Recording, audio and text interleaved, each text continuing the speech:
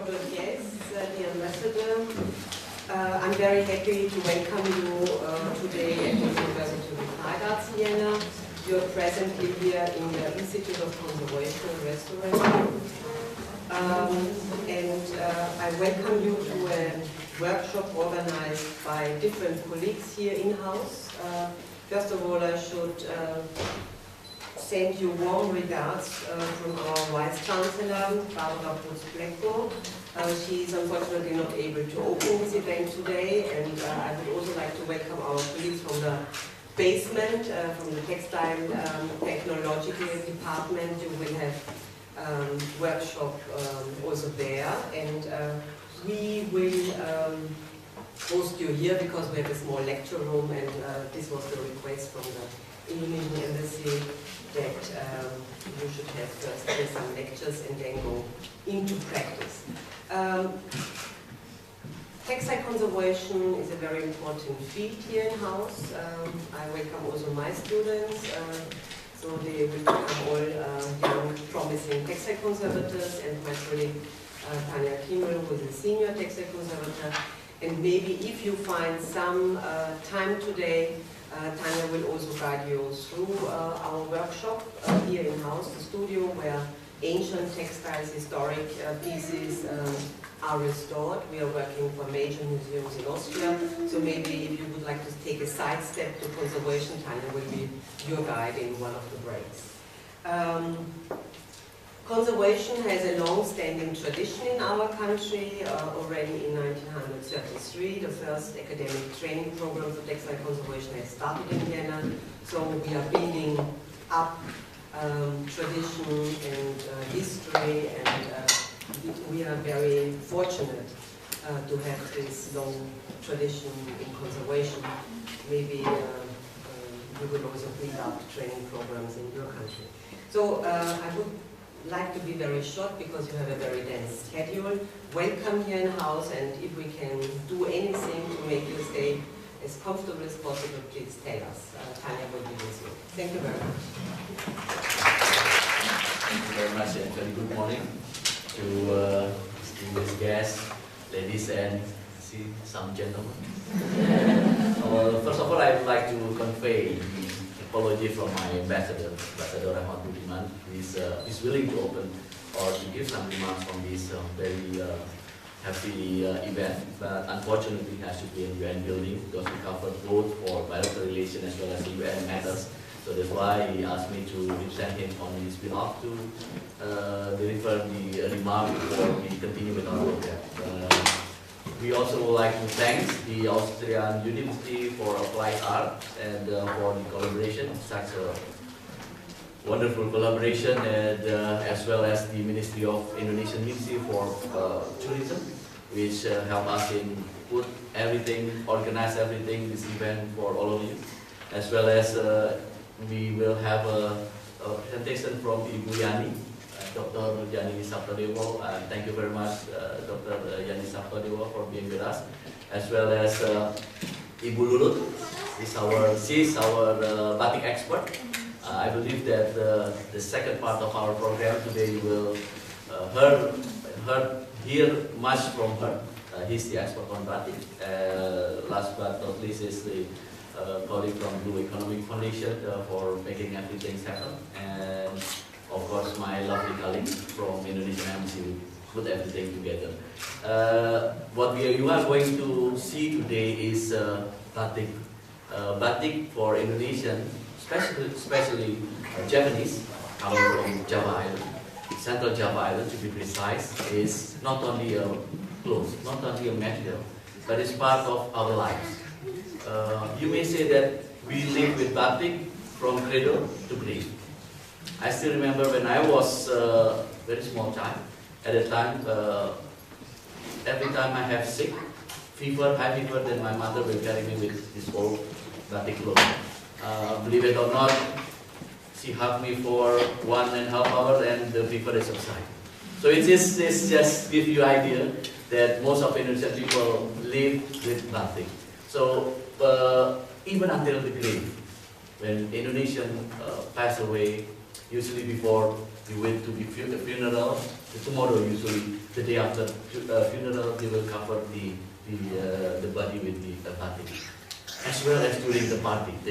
So batik is every occasion for us, sad and happy, young and old, and now batik is also become a lifestyle of most of the younger generation. So that's why I think it's very opportune for you to have a more deeper understanding on batik, and I hope this program that we put and organize together with the Austrian University for Applied Arts will be very much helpful for you to understand more about batik. Not only the way to making it, but feel it as a part of Indonesia. Thank you very much. I don't want to take much of your time. The program is not about introducing batik, but about how batik. So that's why on behalf of Ambassador, I would like to thanks again, and please enjoy the program throughout your day. Thank you very much. Ich sollte einfach eine allgemeine Einführung geben, wie die Rolle von Batik in Indonesien ist. Und also die Batik, wie vorher Herr Dr. schon gesagt hat, ist sehr wichtig in unserer Kultur. Und zum Beispiel für alle Übergangsrituale werden dann die Stoffe benutzt. Ja? Also bei Geburt und bei Initiation, wenn man zum Beispiel die erste Menstruation bekommt, dann wird auch immer sehr viel große Zeremonie gemacht mit so einer Badezeremonie, wo auch Batik eine Rolle spielt, oder bei Hochzeit und bei Totenzeremonie auch. Also wird dann die Leiche aufgebahrt und mit Batiktuch zugedeckt. Und bei Hochzeiten werden dann auch diese Brautpaare immer mit bestimmten Muster von Batik angekleidet, und das hängt davon ab, was man dann für die Zukunft für diese Brautpaare sich wünschen. Wollen sie mehr Reichtum oder wollen sie mehr glücklich sein oder wollen sie beides und so. Also es gibt schon diese Muster, die dann in diese bestimmte Richtung dann auch zeigen sollen. Und es gibt in den Fürstentümern, zum Beispiel in Yogyakarta und Solo, so verbotene Muster, die nur für Adlige benutzt werden sollten, oder wo nur Adlige oder Palasangehörige benutzen dürfen. Und das sind dann immer mit so einer Mythologie verbunden. Zum Beispiel diese Paran-Muster, das ist ein sehr bekanntes Muster, und das wird dann so mit der Legende von einem König, Sultan Agung vom 17. Jahrhundert, verbunden, als er eine Meditation hatte und dann diese Muße bekam, so diese wellenförmige Meeresspiegel gesehen zu haben, und dann hat er dann den Leuten einfach gesagt, bitte macht dieses Muster. Und deswegen ist es dann auch, das gehört auch zu den verbotenen Muster, die dann nur Palasangehörige dann benutzen dürfen. Aber dieses Muster ist ein sehr beliebtes Muster in Java. Wie kann man diese Regelung umgehen? Das heißt, dass Leute, die nicht dazu gehören, und viele Migranten, zum Beispiel chinesische Migranten, arabische oder holländische, damals auch in Indonesien war eine holländische Kolonie, die würden auch gerne dieses Muster benutzen, weil es auch ein schönes ist und so, und deswegen versuchen sie dann zu kombinieren, dass es nicht verbotene Muster gehört, aber trotzdem doch. Ja? Deswegen haben sie dann diese blaue Farbe, das nennt sich dann Kapala, das ist der Kopf von einem Batik, und dann hier ist ein Badan. Badan ist der Körper von einem Batikstoff. Und dann machen sie so verschiedene Variationen dort, und dann dürfen sie dann auch tragen. Also irgendwie gibt es immer so eine Methode, wie man dann diese diese fixe Regelung einfach oder rigide Regelung umgehen kann. Und das ist nämlich ein sehr stolzes Stück, also von Novara, wurde dann damals mitgebracht hierher. Wenn Sie wissen, Novara war dann österreichische Expedition und 1858 kam dieser Batikstoff schon nach Österreich. Das heißt, es ist eigentlich einer der ältesten Stoffe überhaupt in der ganzen Welt. Es gibt noch einen im Britischen Museum, aber das ist ja wirklich, es ist erhalten durch diese Restaurierung natürlich, Konservierung und Restaurierung. Deswegen haben wir diese Batik noch. In Indonesien wäre da nicht so lange erhalten geblieben. Saya ingin sekali ingin kasih tahu ini dari tahun 1858 dulu dibawa ekspedisi Austria yang namanya Novara, dan itu masuk ke sini itu 1858, jadi kan dari 1850-an dibuatnya. Jadi itu termasuk yang tua sekali di seluruh dunia, karena di Indonesia pun jarang ya batik bisa sampai selama itu, kan harus ada konservasi dan itu hebatnya di sini itu karena memang itu sekali konservasinya dan ininya memang hebat sekali, temperaturnya selalu juga harus dijaga supaya tidak terlalu panas, tidak terlalu lembab dan segala. Ada satu lagi di British Museum juga setua ini dulu yang bawa reverse. Das ist auch noch ein anderer Stoff, eine Kombination von beiden Mustern. Also diese von dem Badenkörper, das ist Zementmuster, das ist auch gehört zu den verbotenen Mustern, weil das ist so ein Symbol, wenn Sie schauen, das ist so ein von Garuda, also so von Reittier von Vishnu, das wird auch immer sehr oft abgebildet. Und wenn diese Symbole da sind, dann dürfen auch das Volk nicht benutzen. Aber dann nehmen sie dann auch diese blaue Farbe, weil normalerweise dieser Palast Batik ist immer mit Indigo, mit ganz wenig Indigo, blaue Farbe, dann mit Soga. Soga ist diese braune Farbe. Ja.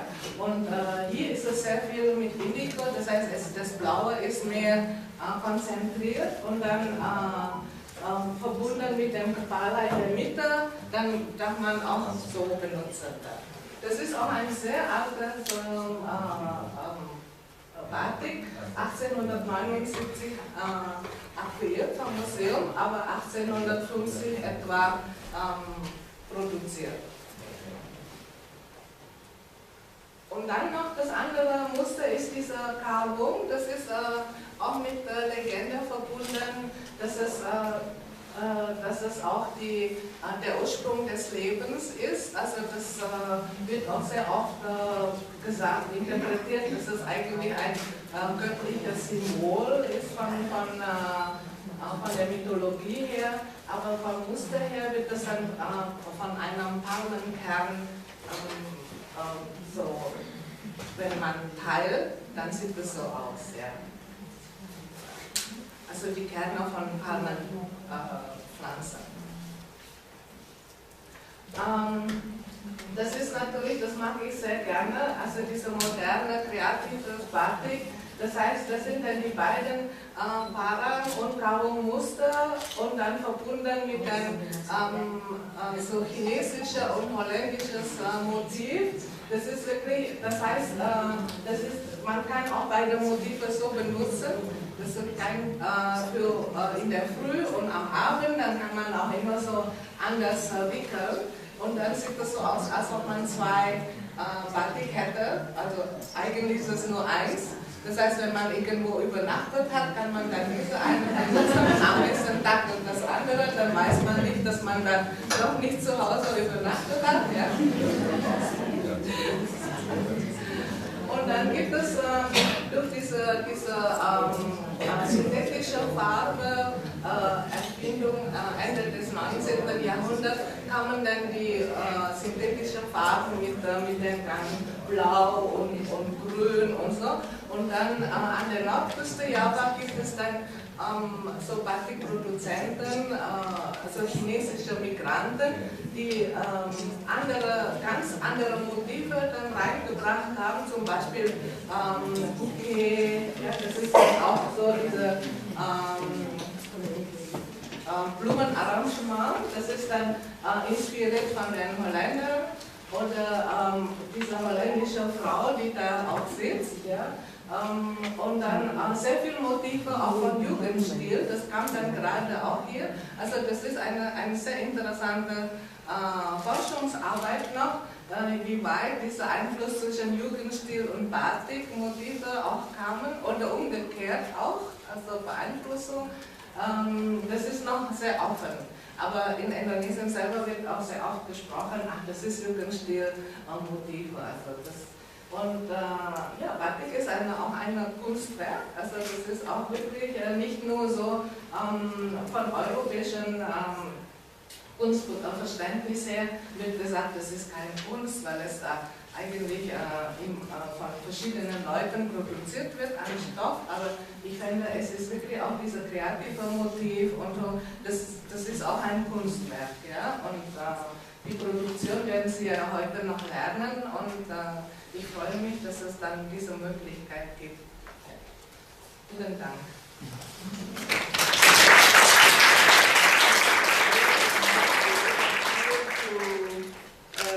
Discuss about the wonderful Indonesia for the world. Our concept is the zero waste and all natural and our specific for with the batik mangrove. That's we around 5 or 6 hours in this room. Also in the level 1, we have to make a workshop. I think we need around 3 hours for that workshop. So hope all of you will enjoy all this time.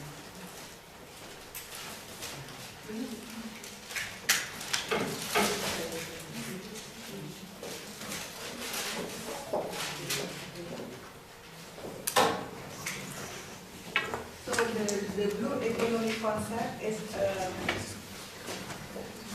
famous in Indonesia right now. That Mina is we talking about the conservation, and we have 4 pillars about the blue economy initiative. The first is we care about the environment, and second is the economy scale, meaning the minimum waste or zero is possible in some cases.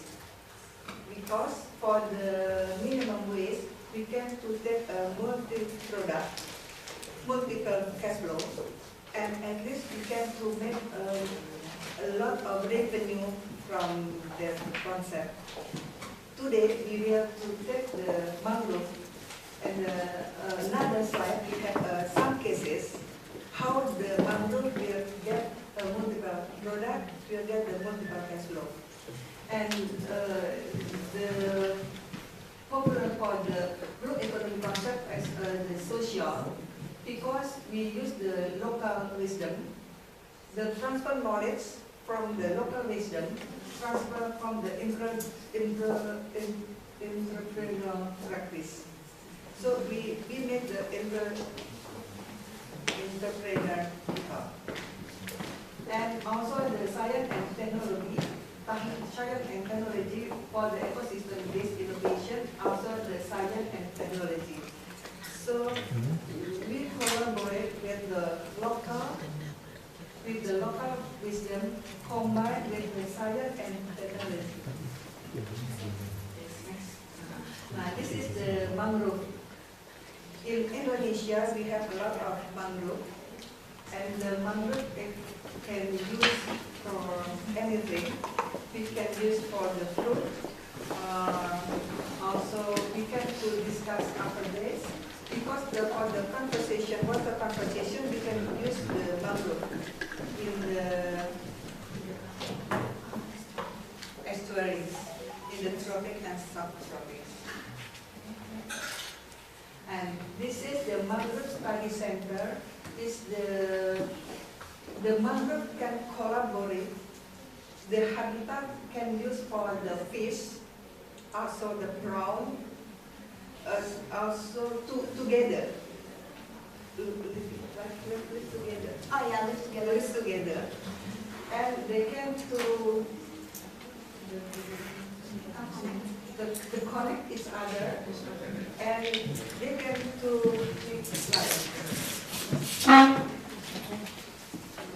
Berangkat ke sini 15 tahun yang lalu.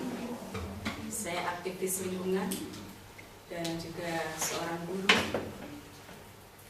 Harus melepas jabatan kepala sekolah untuk aktif di konservasi mangrove. Also Frau Lurut ist seit 15 Jahren in der Umwelt- und Batikproduktion tätig und hat früher als Lehrerin gearbeitet und hat diese Stelle aufgegeben, um in der Konservierung und in der Kultivierung von Mangroven zu arbeiten. Dengan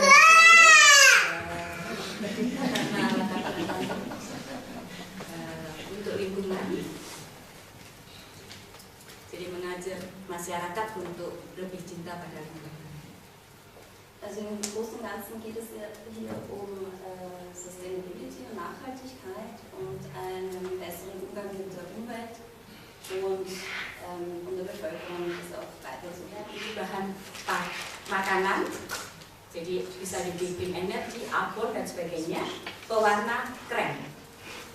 Diese Pflanze dient dazu, zum Beispiel auch Wasser zu filtern, also Salzwasser kann Leitungswasser werden und ist zuständig für die Farbe beige. Ini juga krem sama, bisa dimakan aja. Ini berikutnya hasil ikan, krem juga. Nanti kita akan gambar aja, biar cepat. Ini kalau tropis Gegantea bahan warna untuk pink. Der Pflanze wird pink hergestellt. Di sana, Radia.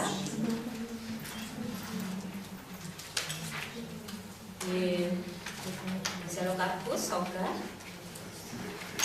Kemudian Bulguera warna ungu.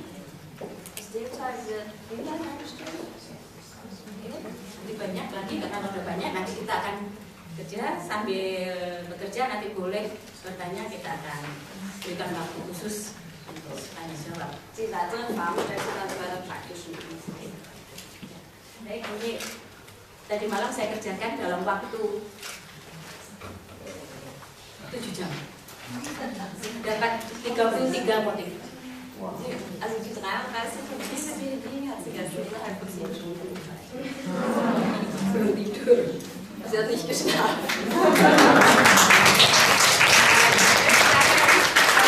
Setelah dicantik, lalu kita akan mewarna dengan 2 cara, yaitu dicelup dan dicoret. Hari ini kita pakai celup saja karena waktunya pendek.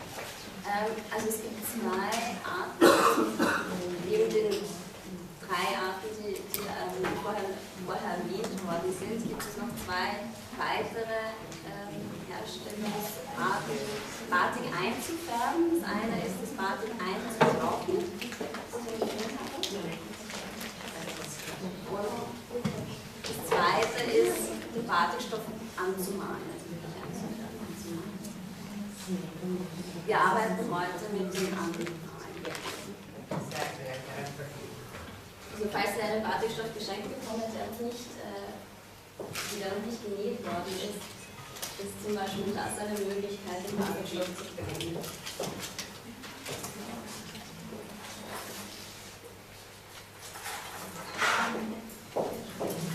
Tapi di dalamnya biasanya memakai legging. Hanya Ibu Ayu saya lupa atasannya tidak pakai ya legging dan tank top ya juga.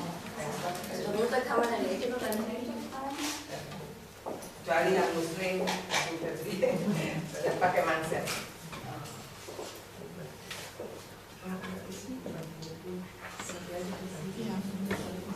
Ini dikasih kunci satu.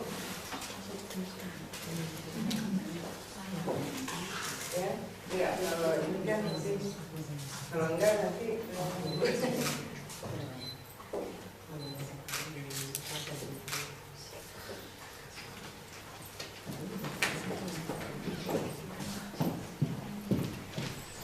Festmachen kann man den Stoff mit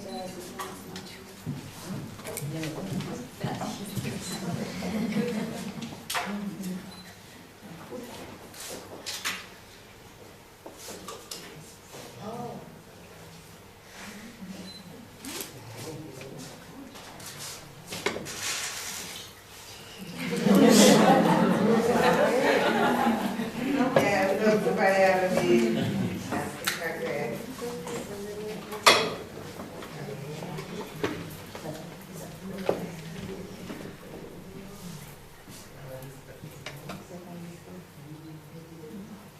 Ini biasanya dipakai untuk ya ke pesta ya, jadi nggak bisa untuk jalan-jalan di mall atau di Normalerweise wird es zu festlichen Anlässen getragen, also wenn wir das gut zu uns, einem Shoppingcenter oder einkaufen. ya, jadi hanya untuk di ini.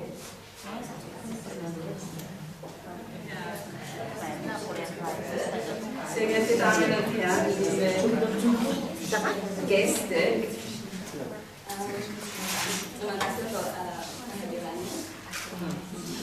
freue mich sehr, hier Sie offiziell für die Universität für angewandte Kunst zu diesem Workshop begrüßen zu dürfen.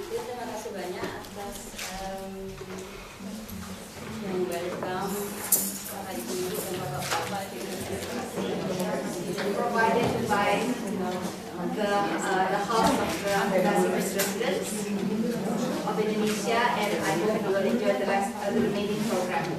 We'll see you on the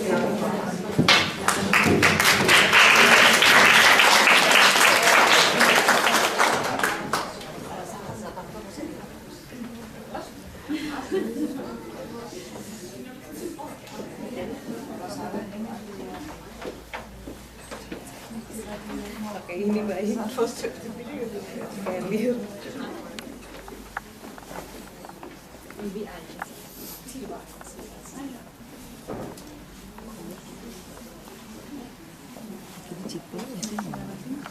Agora não estou comemorado, mas acho que também fez. Das muss aber was sagen. Das öfter passiert.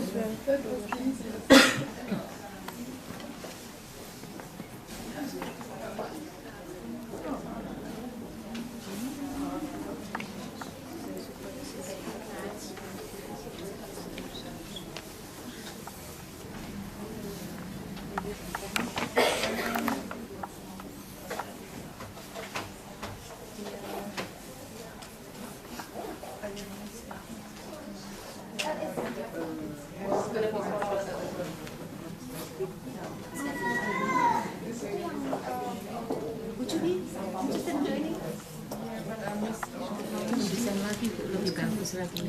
Cuma kemarin saya biasa ada perguruan tinggi yang kena di jalan sendiri bukan untuk komunitas saya. Jadi males saya mendesainkan lagi. Harus langsung dipatenkan. Copyright.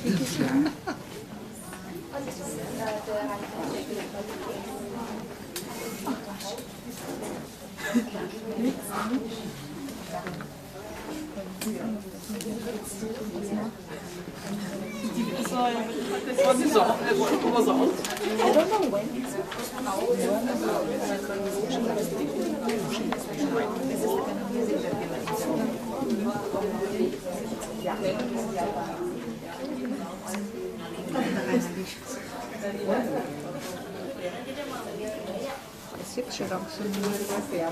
Das kann ich nicht so tief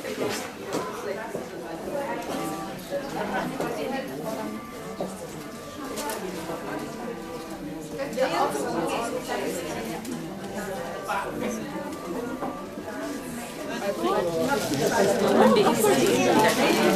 we'll be in touch.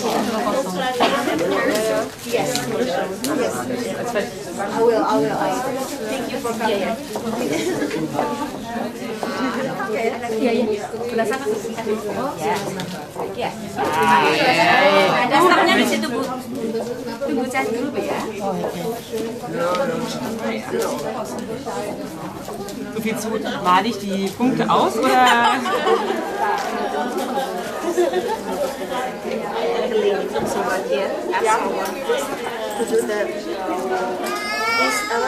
Easter egg. Batik Workshop. Ini Madura.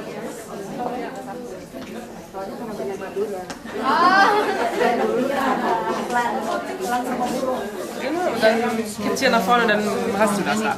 Also da, genau, probier mal an, reinschauen, aber sieht besser aus.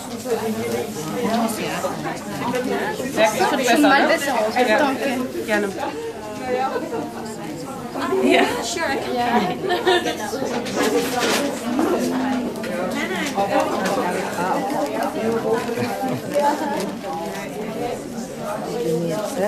Ja.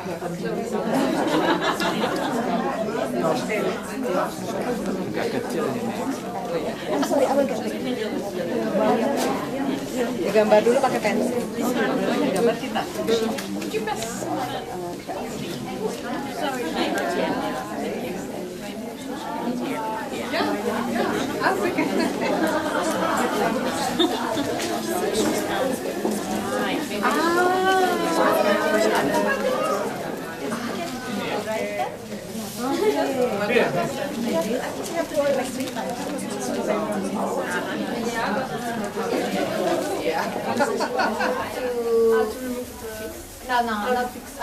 To fix the color in this fabric, and after that you will need to wait for 1 week, and then you need to boil just to lose the wax.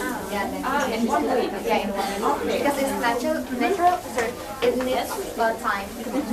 Sonst mache ich einmal wieder rein.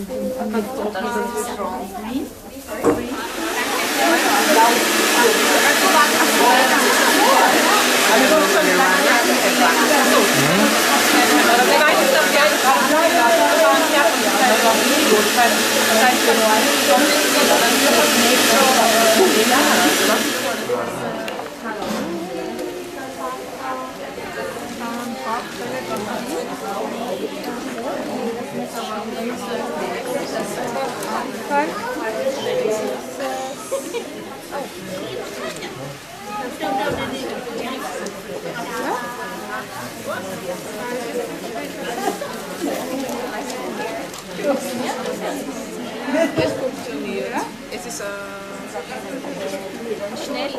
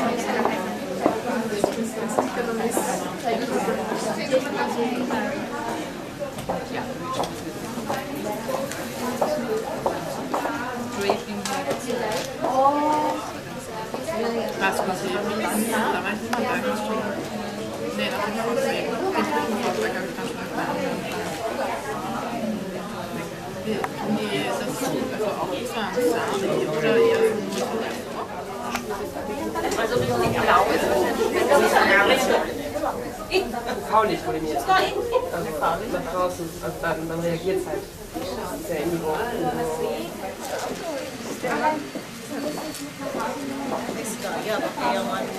Yes, that's me. Ini kayaknya lebih enak tradisional ya, Mbak. Kita bisa enggak, justru jadi kita bisa mengatur gitu. Kalau itu kan iya bleber. Kalau orang